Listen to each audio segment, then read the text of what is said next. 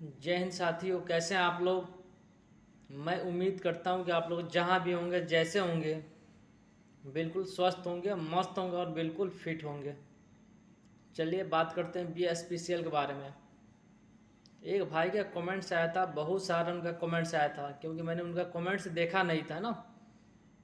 5-6 उनका कमेंट्स आए, देखा नहीं था।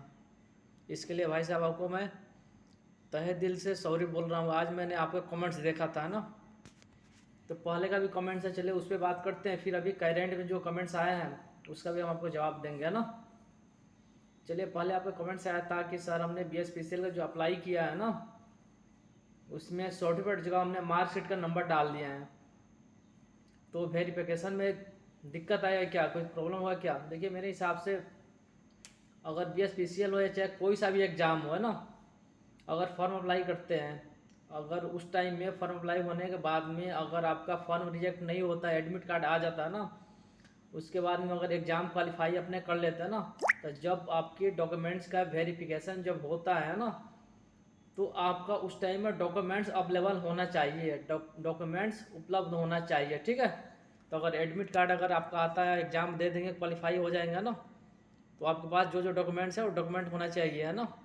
तो उतना वो टेंशन लेने की जरूरत नहीं है ना, कोई आपको दिक्कत नहीं आएगा। मेरे हिसाब से इसमें कोई दिक्कत वाली बात नहीं है। चलिए दूसरा आपका ये कमेंट था कि सर हम पटना झा झा सर के पास, है ना, पढ़ाई कर रहे हैं, तो हमारा जितना भी सब्जेक्ट है ना, सब में 60 से 70 नंबर आ रहा है। चलिए ये अच्छी बात है ना, बिल्कुल। अगर 60 से प्लस अगर आ रहा है, 60 यानी 65-70 आ रहा है ना, तो बिल्कुल आपका समझिए बिल्कुल डन है, डन।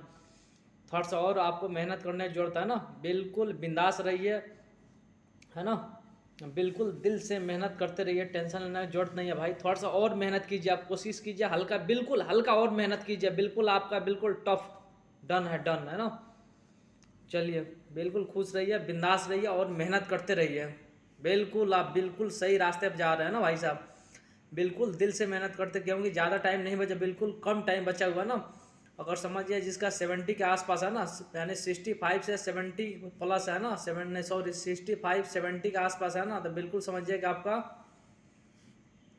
एग्ज़ाम क्वालिफाई हो जाएगा, टेंशन लेने की जरूरत नहीं है ना। बिंदास रहिए, बिल्कुल मेहनत करते रहिए, फोकस करते रहिए उस पर, एग्ज़ाम पे। चलिए एक भाई का और कमेंट्स आया था कि सर जी BSPCL का एग्ज़ाम है ना, पहले ही एग्ज़ाम लेट हो गया है, कि इस ईयर हो जाए क्या। देखिए उम्मीद तो लगता है कि इस ईयर हो जाएगा। देखिए बाकी रह गया गवर्नमेंट के हाथ में है, BSPCL कंपनी के हाथ में कि वो एग्ज़ाम कब लेते हैं। देखिए जो भी कैंडिडेट है ना, सब लोग सोच रहे हैं कि एग्ज़ाम जितना जल्दी हो जाए उतना जल्दी हो जाए ना, क्योंकि बहुत टाइम से जो भी कैंडिडेट है वो एग्ज़ाम की तैयारी कर रहा है ना, तो जल्दी हो जाएगा तो फिर सही है। अब देखिए कब तक होता है। एक भाई कमेंट से आया था कि अगर कोई कंपनी टेंडर कैंसिल करती है तो तुम्हें ये कैसे पता चलता है कि कौन सी कंपनी में मिलता है। भाई साहब ये तुम बताओ कि जो कंपनी टेंडर लेती है तो तुम्हें ये कैसे पता चलता है कि वो कंपनी टेंडर लिए है, ये तुम मुझे बताओ, है ना। तो बहुत सारे कैंडिडेट हैं कि उल्टा पुल्टी ये कमेंट करते रहता है ना। मेरे पास जितना भी कमेंट्स आता है 99% पॉजिटिव आता है, लेकिन 1% कमेंट जो होता है ना वो निगेटिव आता है ना। तो देखिए जिसका जैसा सोच होगा वो ऐसा ही कमेंट करे। देखिए जो कमल होता है ना, कमल हमेशा कीचड़ में ही खिलता है ना, और गुलाब हमेशा कांटा में ही होना होता है। तो जो जैसा रहेगा उसका सोच वैसा ही रहेगा। मैं हमेशा एक चीज़ बोलता हूँ, आप लोग बिंदास होकर पढ़ाई कीजिए, पढ़ाई पर फोकस कीजिए ना।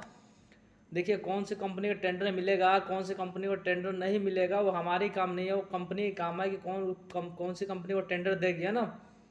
हम लोग ये एग्ज़ाम से मतलब है, एग्ज़ाम हमारा टाइम पे हो जाए, बस हमें इस चीज़ से मतलब है ना।